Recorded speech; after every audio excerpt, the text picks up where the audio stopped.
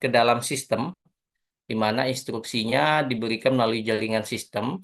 Nantinya instruksi tersebut akan diteruskan kepada unit-unit yang berkaitan gitu ya.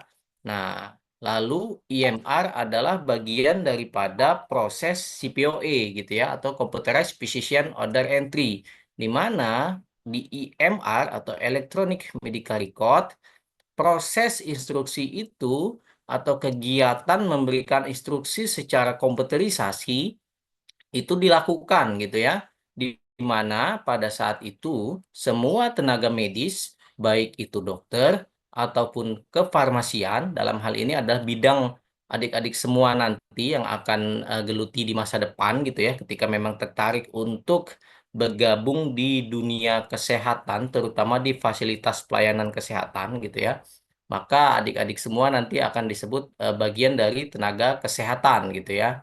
Nantinya eh, bagian-bagian tenaga profesional ini akan memberikan instruksi masing-masing sesuai dengan kapasitas kompetensi dari bidang kesehatan masing-masing, yang mana akan tercatat gitu ya, sesuai dengan artinya dari rekam medis ya, baik itu secara narasi tulisan ataupun secara gambar ataupun secara suara dan rekaman jantung misalkan seperti dalam bentuk EKG. Nah, hal ini akan menjadi dasar dari dokter sebagai pengambil keputusan tertinggi.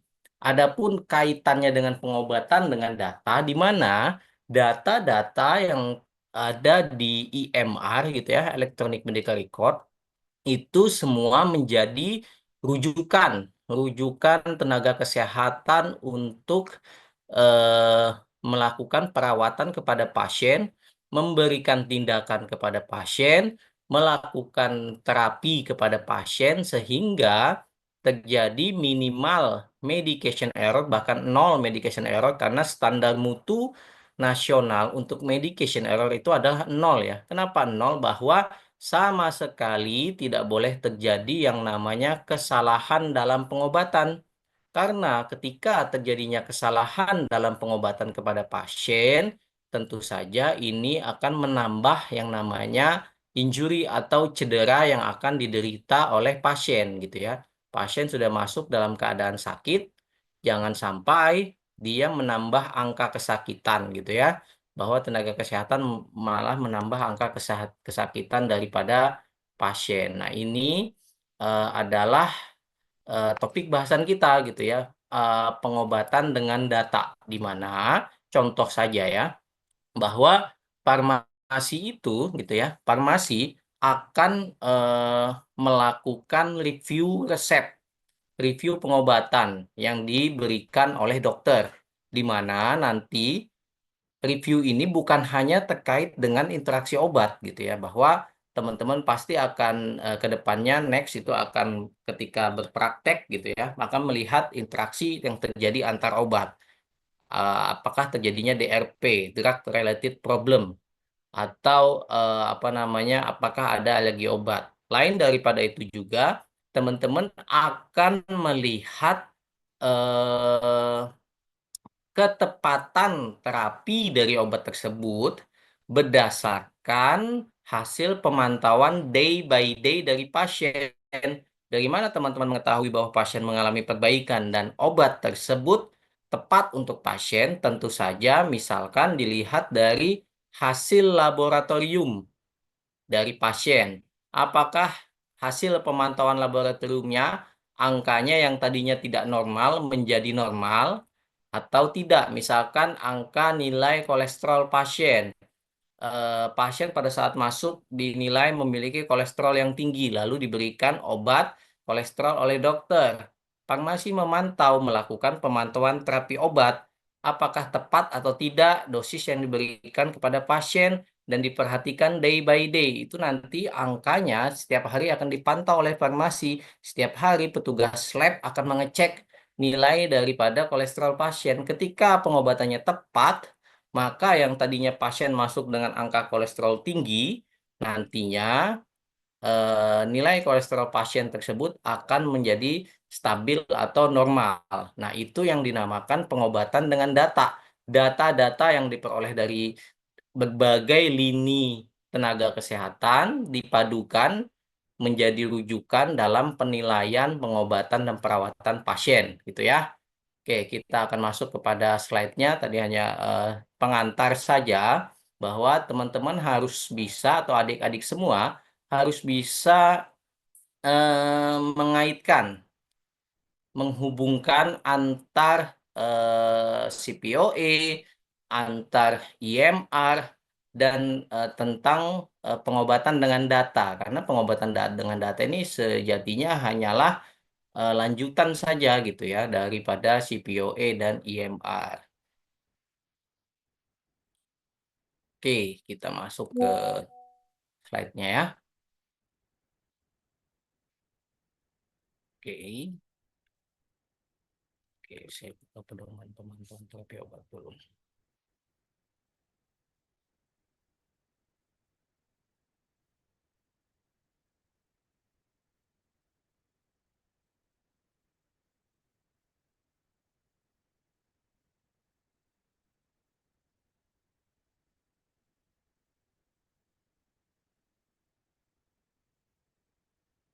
Oke, slide saya sudah terlihat.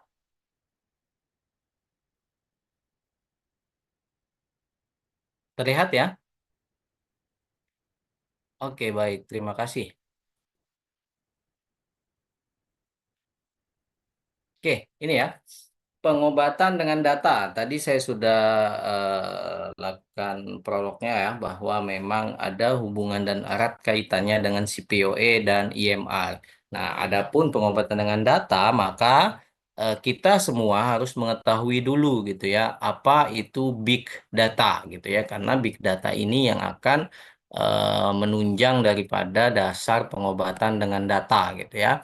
Nah, merujuk kepada apa namanya pustaka gitu ya Yusra dan Sagori 18 bahwa big data itu merujuk pada teknologi yang memungkinkan pengguna mendapatkan informasi yang tepat dari sejumlah besar data yang terus tumbuh.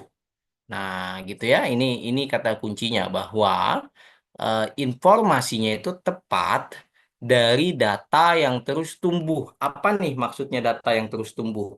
Bahwa data itu setiap harinya ada update, ada apa namanya perkembangan gitu ya yang tadi saya sampaikan bahwa contoh ketika kita melakukan pemantauan terapi obat gitu ya, tenaga apa namanya tenaga kesehatan terutama kefarmasian melakukan pemantauan terapi obat itu melakukan pemantauan tadi dari data-data yang setiap hari diupdate misalkan oleh pihak laboratorium terkait dengan hasil lab daripada pasien, pemeriksaan terhadap pasien.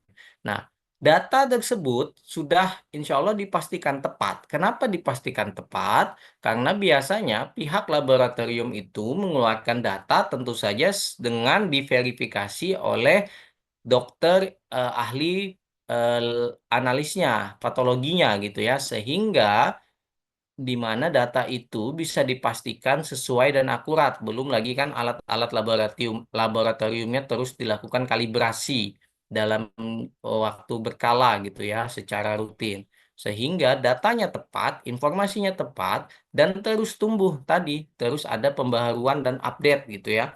Sehingga nantinya gitu ya, data ini menjadi rujukan untuk apa namanya perkembangan dari perawatan pasien.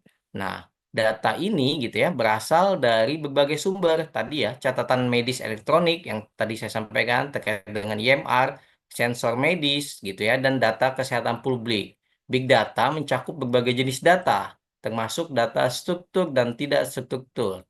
Digunakan untuk identifikasi pola dan tren serta memprediksi resiko penyakit gitu ya. Ini yang apa namanya menjadi dasar. Nah, ini hubungannya kan dengan yang pernah saya sampaikan di apa namanya manfaat daripada informatika kesehatan gitu ya, bahwa dari teknologi kesehatan ini, manajemen rumah sakit itu bisa melihat dan identifikasi pola dan tren penyakit yang saat ini berkembang di masyarakat. Fungsinya apa? Fungsinya manajemen dapat memprediksi penyakit-penyakit apa yang sedang berkembang sehingga obat-obatan gitu ya, kembali ke pihak farmasi, obat-obatan dapat dipersiapkan dengan baik sehingga tidak terjadi yang namanya kekosongan stok atau ketidaktersediaan daripada obat-obatan. Contoh, pola dan tren dari big data yang terus tumbuh gitu ya saat ini atau belakangan ini adalah meningkatnya penyakit demam berdarah gitu ya. Penyakit demam berdarah ini membutuhkan yang namanya cairan gitu ya, cairan infus dalam jumlah yang banyak gitu ya. Belum lagi misalkan gelafusal dan segala macamnya. Nah, cairan infus yang banyak ini harus dipersiapkan karena ketika ada lonjakan pasien demam berdarah itu akan membutuhkan dalam jumlah yang banyak dari big data yang ada, pola dan tren diketahui sehingga pihak manajemen, pihak farmasi dapat mempersiapkan diri gitu ya untuk menghadapi pola dan tren penyakit tersebut gitu ya. Sehingga teknologi ini memungkinkan membantu daripada pekerjaan tenaga kesehatan dan membantu kesiapan tenaga kesehatan untuk mengobati pasien. Sehingga pasien juga ketika datang tidak lagi menunggu obat, tidak lagi menunggu ketersediaan tenaga medis, semua sudah siap, pasien mendapatkan perawatan yang baik, minim medication error, dan terjadinya apa pasien safety, gitu ya. Ini menjadi dasar tadi hubungannya antara CPOE, EMR, dan pengobatan dengan data, gitu ya. Oke, ini terkait dengan data klinis, gitu ya. Apa itu data klinis? Nah, data klinis adalah data yang berkaitan dengan kegiatan pelayanan langsung kepada pasien dalam hal medis. Adalah data diagnosa penyakit, monitoring pengembangan pasien, dan kesesuaian terapi atau pengobatan gitu ya. Nah, tiga hal ini adalah data-data yang mendukung kegiatan pelayanan langsung kepada pasien dalam hal medis gitu ya. Nah, data-data ini, tiga data ini adalah data yang terus tumbuh ketika pasien mendapatkan perawatan di rumah sakit gitu ya. Ini adalah bagian daripada big data gitu ya. Nah, ini ya, manajemen data klinis RS berkaitan dengan sistem informasi rumah sakit gitu ya. Nanti jika masih ada waktu saya akan coba tampilkan contoh daripada sistem informasi rumah sakit. Nah, sistem informasi rumah sakit ini adalah sistem yang apa namanya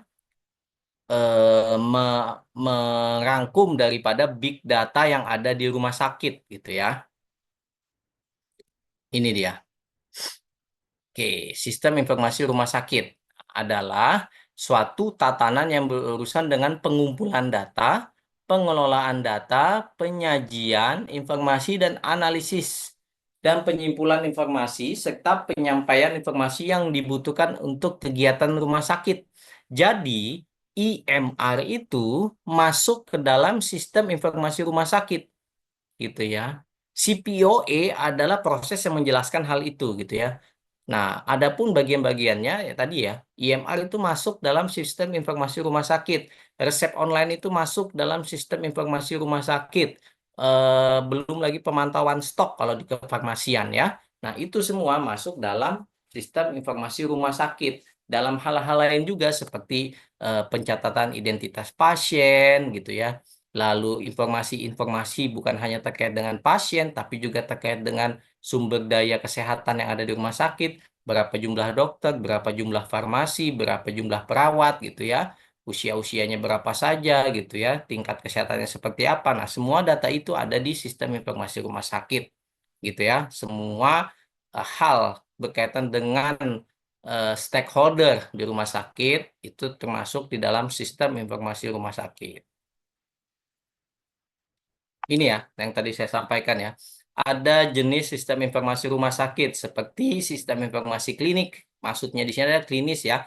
seperti tadi data-data pasien, data kesehatan pasien yang ada di IMR, resep-resep online gitu ya. Nah, ini semua masuk di sistem informasi klinik. Lalu ada sistem informasi administrasi. Apa saja sih isinya? Ya tentu saja tadi isinya terkait dengan satu identitas-identitas pasien administrasi, yang kedua terkait dengan data-data yang ada di rumah sakit, misalkan terkait dengan surat menyurat gitu ya, terkait dengan izin dan sebagainya. Lalu yang ketiga adalah sistem informasi manajemen. Nah, ini berkaitan dengan manajerial di rumah sakit. Misal tadi terkait dengan data-data SDM gitu ya, berapa jumlah dokter, berapa jumlah tenaga kesehatan lain ya, seperti farmasi, radiologi, ahli terapi, gizi gitu ya, dan tenaga-tenaga non medis seperti misalkan security atau tenaga linen atau tenaga laundry di rumah sakit gitu ya. Nah, semua data itu sudah tercantum di sistem informasi rumah sakit.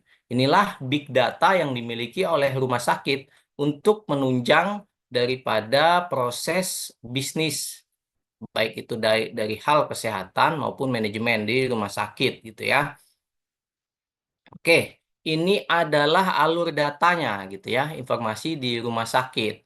Nah, alur datanya yaitu yang pertama, ini kan saling berbalik aja terus ya, seperti sepkel gitu ya, di mana sistem rumah sakit itu menunjang informasi yang akan digunakan oleh direktur rumah sakit gitu ya, bahwa direktur rumah sakit itu adalah pimpinan tertinggi di sebuah rumah sakit gitu ya, di mana data-data yang ada di sistem informasi rumah sakit itu menunjang keputusan apa saja yang akan dibuat oleh direktur rumah sakit. Misal menambah layanan kesehatan gitu ya, atau namanya tadi mengidentifikasi pola dan tren penyakit sehingga rumah sakit sudah siap menghadapi resiko membludaknya pasien, misalkan kayak tadi wabah demam berdarah atau wabah penyakit-penyakit lain gitu ya. Lalu dibuatlah keputusan kepada satuan-satuan pelaksana yang ada di rumah sakit, yaitu ada satuan pelaksana medis, ada keperawatan gitu ya, ada administrasi, ada penunjang. Penunjang ini apa saja sih tadi ya? Ada farmasi, radiologi gitu ya. Nanti di mana satuan pelaksana ini akan melakukan kegiatan. Kegiatannya akan menjadi sebuah data gitu ya. Contoh yang pernah kita bahas di pertemuan sebelumnya, kegiatan apa? Kegiatan klinis. Apa? Tercatat di dalam yang namanya electronic medical record. Di mana electronic medical record ini akan memuat data dari berbagai tenaga kesehatan yang adik-adik semua sudah lihat ya. Lalu data ini akan masuk ke dalam SIRS atau Sistem Informasi Rumah Sakit. Nantinya SIRS akan memberikan informasi juga kepada Direktur RS. Jadi terus-menerus prosesnya adalah seperti itu ya, dari data yang ada di Sistem Informasi Rumah Sakit. Oke, ini sistem data klinis ya, rekam medis individu pasien, rangkuman data klinis untuk pelaporan, registrasi penyakit, data spesifik seperti data farmasi, laboratorium radiologi gitu ya. Kenapa spesifik? Karena data ini hanya dimiliki oleh unit tersebut, bahwa farmasi memiliki data terkait dengan obat-obatan, baik dalam hal perencanaannya, dalam hal pembeliannya, belinya kemana gitu ya obat-obatnya, ke distributor mana, produknya siapa gitu ya, ED-nya kapan. Data itu unitnya spesifik hanya dimiliki oleh farmasi gitu ya, jumlah harganya berapa dan sebagainya gitu ya. Dan pada saat didistribusikan ke pasien dari awal sampai akhir, farmasi memiliki data tersebut gitu ya. Nah, ini yang dikatakan data unit spesifik. Lalu sistem kepustakaan medis dan decision support system. Ini kita pernah bahas ya pada topik yang sebelumnya, bahwa memang data-data ini akan menunjang eh, pemberi asuhan utama siapa, yaitu dokter, dalam hal membuat keputusan untuk tindakan kepada pasien. Oke, ini kita apa namanya sudah bahas ya terkait dengan rekam medis. Nah, yang tadi saya bilang kaitannya dalam pengobatan dengan data, rekam medis adalah salah satu hal penting dalam menunjang pengobatan dengan data gitu ya, di mana masuk dalam sistem data klinis gitu ya. Nah, isi rekam medis itu yang mencerminkan riwayat kesehatan pasien mulai dari lahir sampai pasien mendapatkan perawatan atau mulai dari pasien masuk sampai pasien pulang gitu ya, itu menjadi catatan yang ada di dalam rekam medis. Nah, ini ya kaitannya ya rekam medis dengan sistem informasi ya. Sistem informasi bahwa ini ya sesuai dengan Konsil Kedokteran tahun 2006 gitu ya. Bahwa data rekam medis itu melalui yang namanya evidence based medicine gitu ya. Di mana pelayanan medis berbasis dengan data. Nah, data ini adalah data-data yang terintegrasi antara satu dengan yang lainnya. Lalu sumber utamanya ya pasti data klinis gitu ya, di entry oleh tenaga-tenaga kesehatan gitu ya, dari masing-masing sumber atau masing-masing lini kesehatan di rumah sakit gitu ya. Yang ini kita lewatkan saja. Nah, lalu ini ya terkait dengan data bahwa data itu harus apa namanya dirilis kepada tenaga kesehatan ketika tenaga kesehatan membutuhkan. Namun gitu ya terkait dengan data pelepasan informasi ini teman-teman atau adik-adik semua adalah apa namanya pelepasan informasi yang tidak sembarangan bisa diakses yang pernah saya bahas ya bahwa salah satu hal yang menjadi tantangan dari informatika kesehatan adalah adanya pelanggaran privasi. Nah, makanya diatur rekam medis itu bersifat konfidensial atau bersifat rahasia gitu ya. Bahwa pelepasan informasi atau informasi itu dapat diberikan gitu ya, maksudnya informasi dari pasien gitu ya terkait dengan kesehatannya atau terkait dengan data rekam medisnya dapat dibuka hanya jika satu kepentingan kesehatan pasien gitu ya pengobatan dengan data nih kita bisa melihat data-data untuk menunjang pengobatan hanya satu kepentingan kesehatan pasien bahwa saat itu pasien sedang dirawat gitu ya tenaga-tenaga kesehatan berhak dan boleh membuka informasi yang tentu saja tetap dilakukan yang namanya akses masuk melalui username dan password masing-masing tenaga kesehatan maka akan tercatat siapa yang sedang membuka data rekam medis pada saat itu gitu ya yang adik-adik semua pernah lihat saya berikan contohnya. Nah, ini ya kepentingan kesehatan pasien. Lalu memenuhi permintaan aparatur hukum dalam rangka penegakan hukum atas perintah pengadilan. Nah, tentu saja tenaga lain apa sorry tenaga profesional lain itu dapat membuka rekam medis tapi dengan catatan gitu ya adalah dalam rangka penegakan hukum. Artinya apa? Ketika kepolisian ingin membuka, misalkan pasien kecelakaan, atau pasien pembunuhan, atau pasien bunuh diri, dilakukan forensik, dilakukan otopsi, atau dan sebagainya gitu ya. Ketika informasi itu ingin diterima oleh kepolisian untuk dilakukan penyelidikan atau penyidikan, maka itu boleh informasinya diberikan kepada pihak aparatur hukum. Tetapi ada yang namanya permintaan dalam bentuk apa? Dalam bentuk surat tugas misalkan.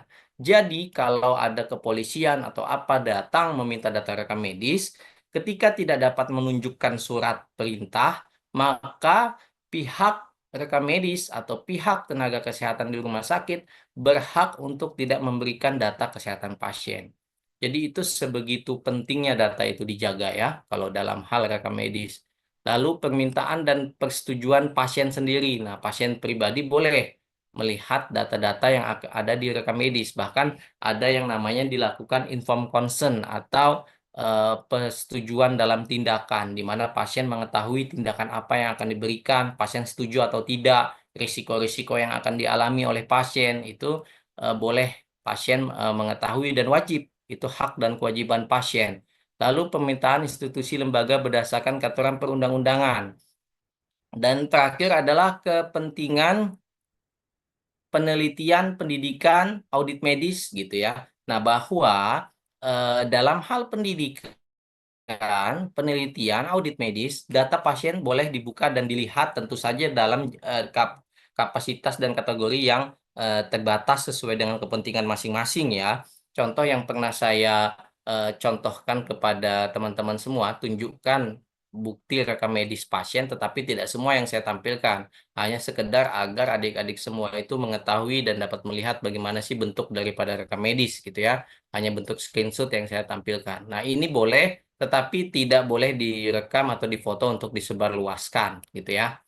Nah, adapun manfaat daripada data dalam hal kaitannya dengan pengobatan dengan data gitu ya. Yang pertama pasti yang sudah saya sampaikan tadi ya, identifikasi pola dan tren di mana data-data itu akan menunjang pihak manajemen mampu menentukan diagnosis, memilih pengobatan yang tepat gitu ya, untuk dapat melakukan tindakan perawatan kepada pasien.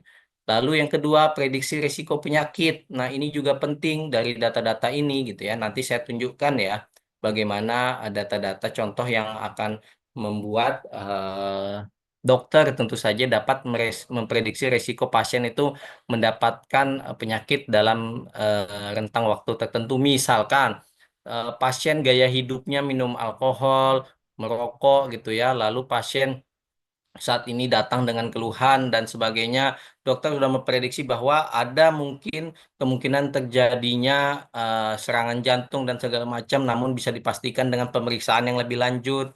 Nah, ini yang dinamakan prediksi risiko penyakit atau misalkan risiko penyakit kanker dan sebagainya macam gitu ya.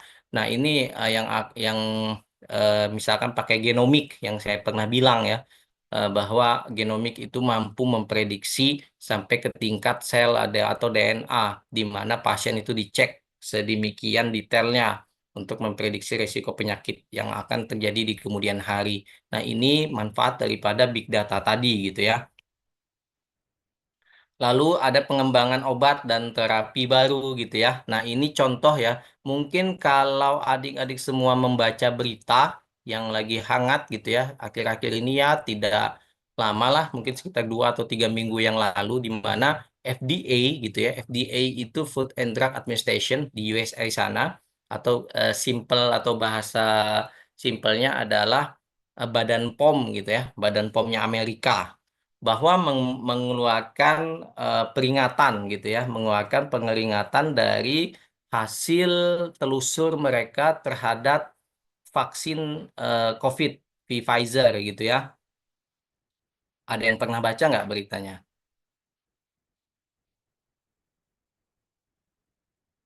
Bahwa vaksin COVID Pfizer itu FDA meminta pihak Pfizer itu untuk menambahkan resiko baru ketika disuntikan itu, bahwa ada yang namanya bengkak pada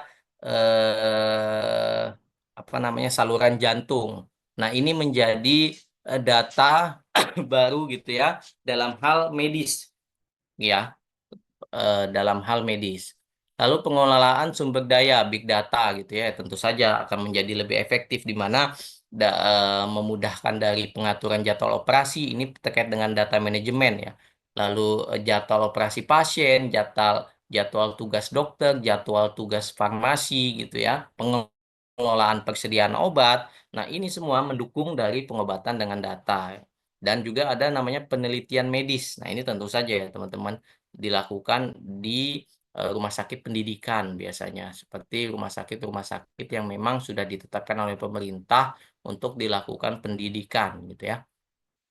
Nah, ini langkah-langkahnya dalam pengobatan dengan data. Nanti saya tampilkan contohnya kepada teman-teman dalam bentuk sistem informasi rumah sakit ya. Nah, ini tentukan sumber data. Ya, pasti tentu saja sumber datanya akan dievaluasi oleh tenaga kesehatan terkait. Misalkan farmasi ingin melakukan pemantauan terapi obat kepada pasien, dibutuhkan data-data apa saja? Dibutuhkan data-data yang pertama pasti pasien yang akan dilihat terapinya. Identitas pasien harus diketahui dengan pasti, jangan sampai pasien tertukar. Lalu pengobatan apa saja yang dialami oleh pasien? Farmasi mendapatkan data tersebut dari sistem kefarmasian atau sistem elektronik medical record, di mana di dua sistem itu tercatat pengobatan pasien. Lalu ingin dilihat day by day pergerakan kesehatan pasien dari mana? Ya dari hasil-hasil laboratoriumnya, tenaga penunjang, apakah ada perbaikan dari hasil laboratorium, maka ditarik oleh farmasi data-datanya. Ini semua pasti bagian daripada pengobatan data ya. Tentukan sumber data. Lalu gunakan alat analisis ya, pasti tentu saja komputer gitu ya atau sebagainya. Ini dilakukan untuk menganalisis data gitu ya. Lalu buat tim data analitis. Ya, ini maksudnya adalah dalam hal ini Contoh tenaga kesehatan itu pasti misalkan ada apoteker yang memang hanya apoteker yang berhak melakukan yang namanya pemantauan terapi obat. Kenapa hanya apoteker? Karena kompetensinya memang apoteker yang mempelajari hal itu, tidak dengan tenaga teknis kefarmasian gitu ya. Lalu yang keempat ada implementasi. Nah, setelah data dianalisis, lalu diimplementasi untuk mengambil keputusan yang tepat terkait dengan perawatan dan pengobatan pasien. Nah, farmasi atau apoteker dalam hal ini gitu ya, mengimplementasikan hasil daripada pemantauan terapi obat yang dilakukan olehnya. Misalkan memantau diperlukan yang namanya penurunan dosis atau penaikan dosis. Nah, ada keputusan yang diambil oleh apoteker yang dikonfirmasi kepada dokter penanggung jawab pasien karena dokternya tetap yang akan memberi keputusan utama gitu ya. Lalu dilakukan evaluasi hasil daripada pemanfaatan big data itu. Nah, dilakukan evaluasi secara berkala apakah tepat keputusan yang diambil, dilakukan kembali lagi day by day gitu ya, evaluasi terhadap misalkan perawatan kepada pasien. Oke, contohnya sudah selesai. Saya akan berikan contoh gitu ya, bagaimana sistem informasi rumah sakit yang menunjang pengobatan dengan data. Sebentar ya, saya bukakan sistemnya.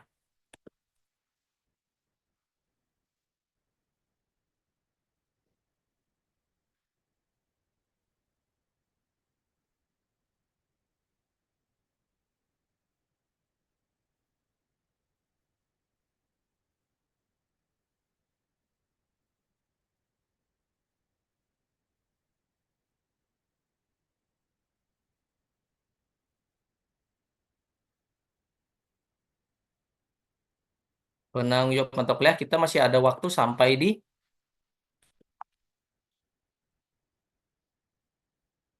Jam 9 lewat 10, Pak. jam 9 lewat 10 ya. Oke, masih ada sekitar 40 menit ya, sebentar. Tidak lama.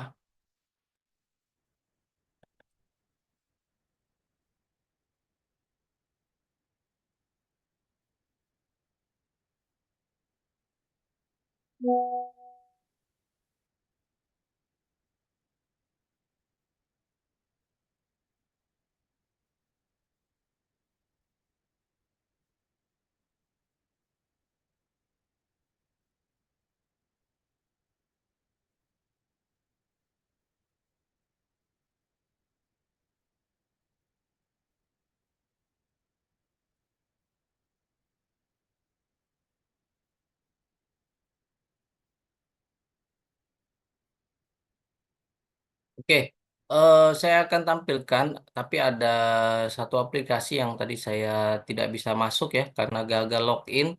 Namun yang saya tampilkan adalah data-data dari farmasi ya, data unit spesifik farmasi untuk menunjang proses pengobatan dengan data gitu ya. Tadi saya mau masuk ke sistem yang lebih kompleks, ternyata servernya karena tidak di posisi lokasi kerja, tadi saya tidak bisa masuk, hanya bisa masuk ke data unit spesifik. So, kita akan lihat contohnya untuk data unit spesifik, terutama di bidang kefarmasian ya. Oke, ini adalah contoh sistem informasi rumah sakit yang spesifik, terutama di bidang kefarmasian. Sudah bisa dilihat? Terlihat ya? Oke, terima kasih. Nah, ini bagian daripada sistem informasi rumah sakit, terutama spesifiknya adalah kefarmasian dan lebih spesifiknya lagi, ini berkaitan dengan logistik, gitu ya, logistik farmasi. Ya, kenapa? Karena logistik farmasi ini sangat menunjang dari pengobatan dengan data kepada pasien. Kenapa? Karena data-data dari logistik ini yang akan melihat bahwa ketersediaan obat itu memang cukup dan ada untuk pasien. Nah, misalkan di sini kita ingin mengetahui ya bahwa pasien mendapatkan obat paracetamol gitu ya. Lalu kita akan search di sini paracetamol di rumah sakit gitu ya. Ada apa saja jenisnya di sini tertera ya. Ada sirup, ada tablet, ada drop gitu ya, ada infus, lalu akan dilihat gitu ya. ini tersedianya di unit mana saja gitu ya. Nah, ini akan terlihat di sini ya, bahwa unit-unit terkait yang mendapatkan distribusi dari paracetamol infus, unit konversinya, total stoknya ada berapa saja, data terakhir transaksi bisa dilihat di sini gitu ya. Lalu data stok idealnya bisa dilihat di sini bahwa rumah sakit tersebut idealnya memiliki berapa jumlah paracetamol gitu ya. Lalu di sini akan terlihat penjualannya dari sorry, bulan gitu ya, tiap bulannya gitu ya, berapa total penjualan di rawat jalan, berapa total penjualan di rawat inap gitu ya. Nanti farmasi akan dapat memperkirakan dan memperhitungkan kekuatan stok yang dimilikinya. Nah, ini menjadi tugas siapa? Menjadi tugas kefarmasian, rekan-rekan semua nantinya gitu ya, ketika menjadi seorang tenaga kesehatan, bahwa tidak hanya tentang klinis, tetapi juga tentang manajerial, tentang manajemen data di logistik gitu ya. Ini yang dinamakan rantai distribusi gitu ya, rantai supply chain dari awal perencanaan sampai nanti distribusi kepada pasien. Nah, di sini juga dari sistem informasi rumah sakit ini juga spesifiknya adalah farmasi, lebih spesifiknya lagi adalah logistik farmasi. Nanti akan menyediakan data-data terkait dengan laporan-laporan evaluasinya gitu ya. Ini yang dinamakan big data tadi ya, yang terus tumbuh gitu ya dari hari ke harinya. Kenapa? Karena setiap harinya terjadi yang namanya pembelian, setiap harinya terjadi yang namanya distribusi kepada pasien atau pemberian obat kepada pasien gitu ya. Dari sini, ini contoh ya. Nah, farmasi akan melihat rekap pembeliannya, rekap penerimaan barangnya gitu ya, day by day-nya seperti apa. Nih contoh ya, saya bukakan satu saja. Misalkan kita ingin melihat dalam seminggu terakhir.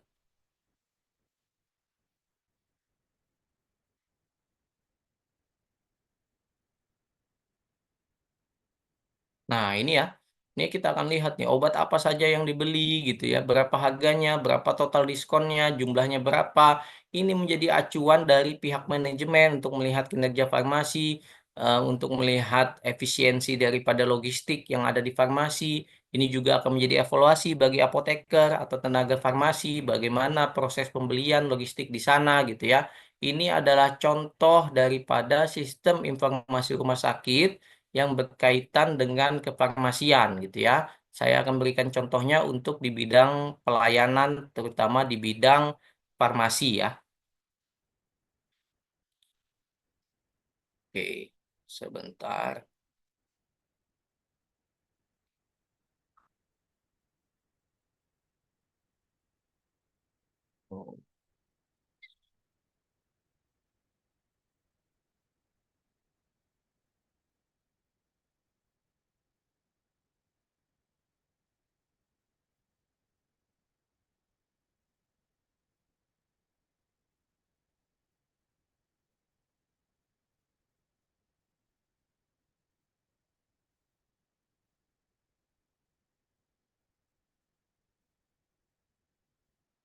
Oke, ini yang berkaitan dengan pelayanan gitu ya. Nah, ini adalah sistem informasi rumah sakitnya ya.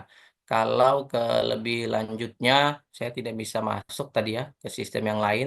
Nah, saya berikan contoh ini saja nih di sini ya, bahwa pelayanan dari rumah sakit itu menyeluruh gitu ya. Nah, ketika membukanya farmasi, jadi hanya bagian farmasi yang bisa dibuka gitu ya.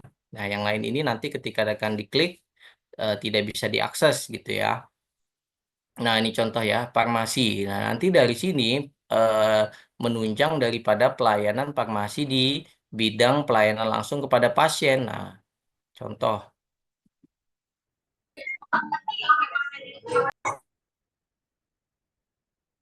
Oke, ini ya contoh ya di sini bahwa dari sini nanti akan dilihat evaluasi-evaluasi dalam hal pelayanan kepada pasien.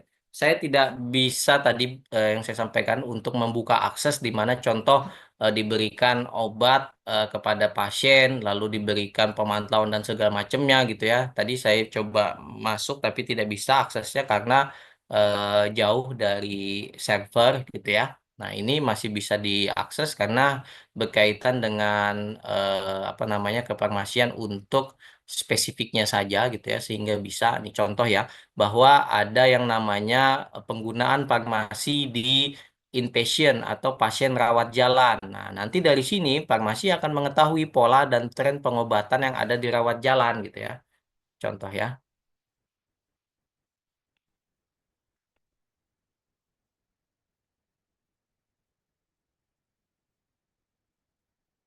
Nih, gini ya.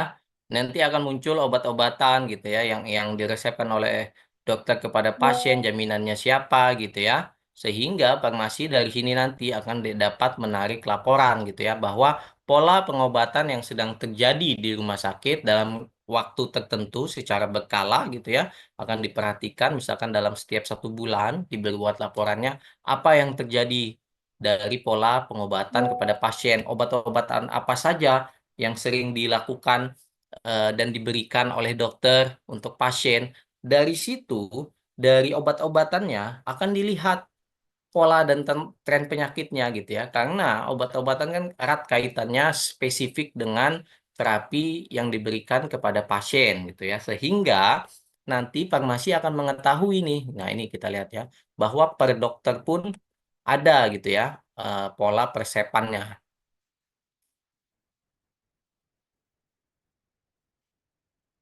Ini ya, nih ya, per dokter ya. Masing-masing dokter gitu ya. Nih, masing-masing dokter. Nah, masing-masing dokter berdasarkan nama-namanya.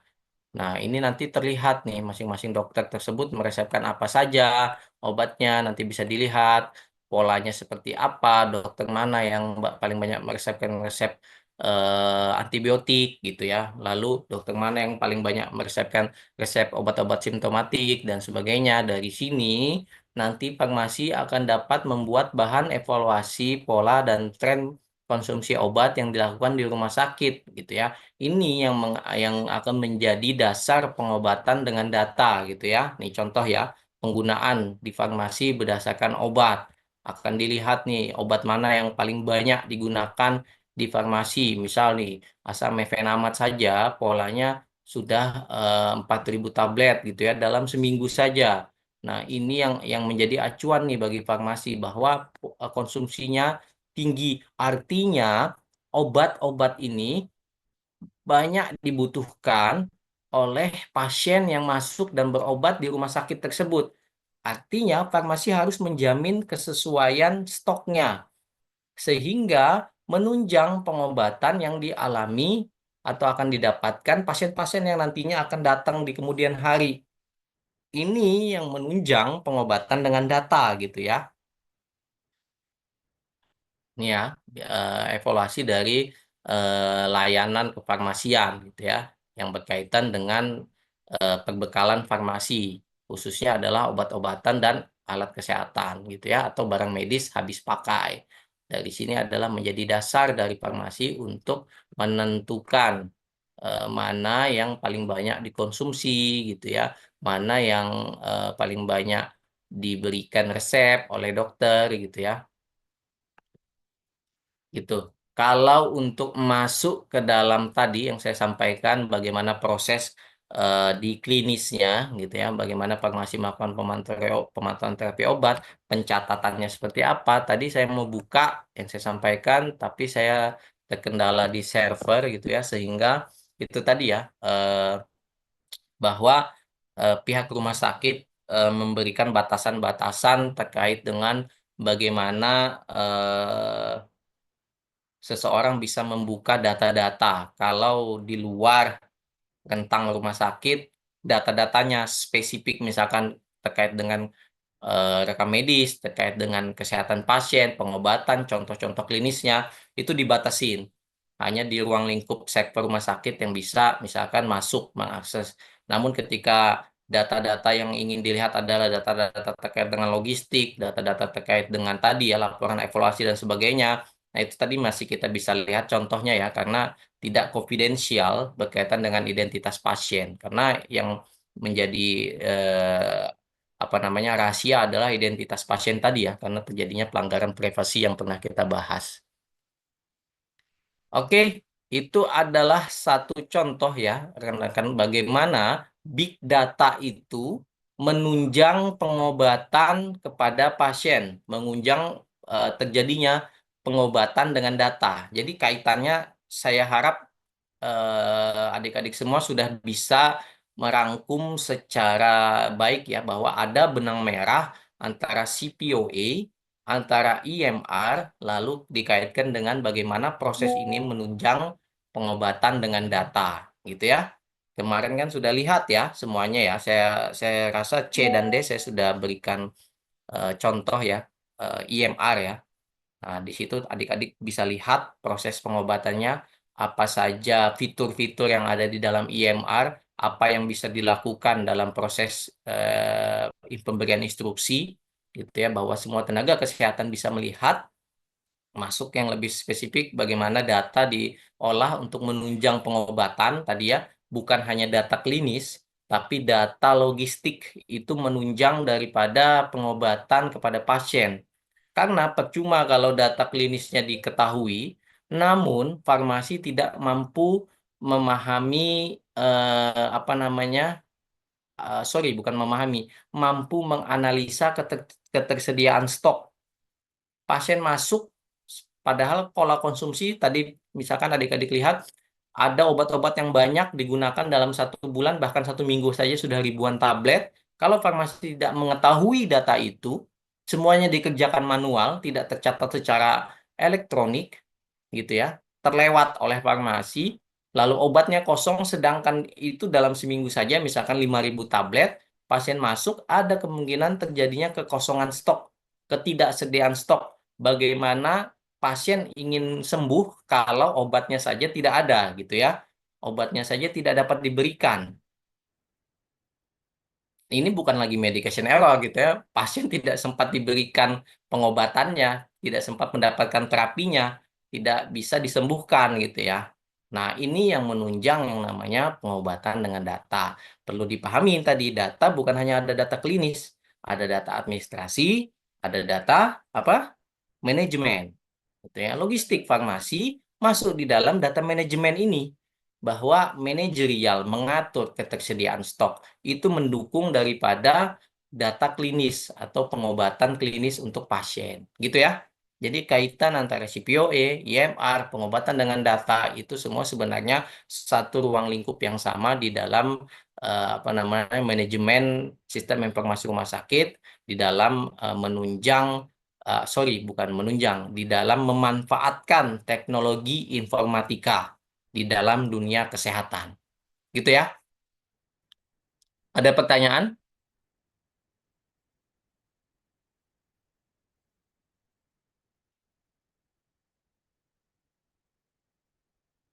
Cukup? Baik, ini di akhir sesi ada 72 orang.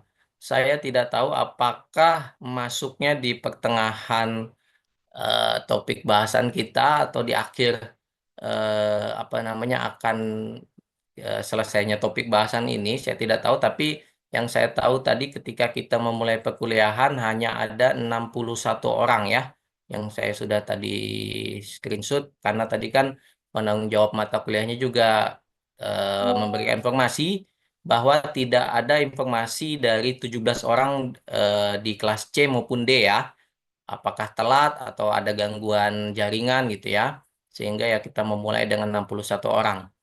Oke, jika tidak ada pertanyaan, maka perkuliahan kita untuk manajemen dan teknologi informatika, khususnya untuk yang saya bawakan, empat topik bahasan, itu sudah selesai, dan saya harap menjadi bekal dan manfaat bagi adik-adik semua untuk di masa depan nanti. Memang di saat ini, bahwa itu tidak akan berasa ya. Nanti di masa depan untuk adik-adik semua ini akan lebih berefek lagi, karena di masa adik-adik semua ke depan nanti ada tantangan yang lebih baru lagi dari teknologi informasi. Apa itu? Itu adalah AI ya.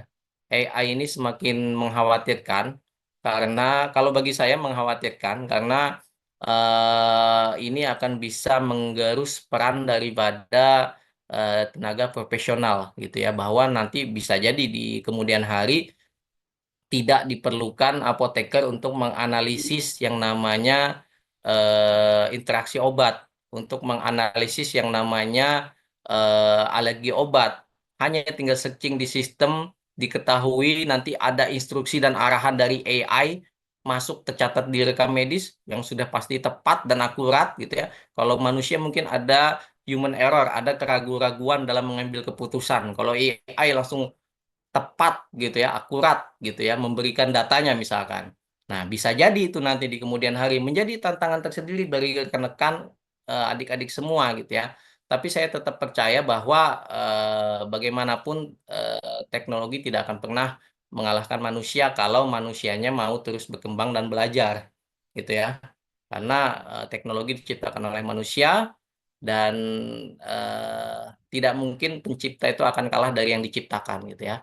Kecuali penciptanya tidak ingin terus apa namanya berkembang, berdiam saja gitu ya. Teknologi diciptakan seharusnya yang menciptakan teknologi yang lebih mampu. Oke, mungkin itu ya yang menjadi bahasan kita di manajemen dan teknologi informatika gitu ya, bahwa tantangan ke depan untuk teknologi informatika khususnya kesehatan ini akan sangat besar gitu ya. Dan saya harap adik-adik semua membekali diri dengan sangat baik gitu ya, sehingga di kemudian hari lebih di apa namanya lebih siap lagi untuk menghadapi tantangan-tantangan teknologi informatika khususnya di bidang kesehatan.